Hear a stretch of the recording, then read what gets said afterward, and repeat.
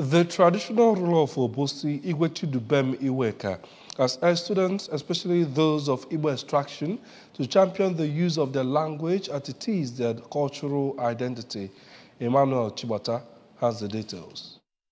Iweka, while addressing students in a program held in Oka, expressed worry that most times some Igbo children shy away from their language, adding that it is source of disappointment when you speak Igbo language to them and they respond in English. He told them that they are expected to keep the Igbo language alive so that it will not plunge into extinction as predicted by scholars and researchers, and regretted that it is always shameful when an Igbo child cannot speak Igbo language, reminding parents of their responsibilities, teaching and encouraging their children to speak their language, and warned them against cultism, hard drug, and criminality. Laying emphasis on cultism, the monarch said that it has eaten deep into the fabrics of the society, as the young ones usually fall victim of it, and asked them to say no to anyone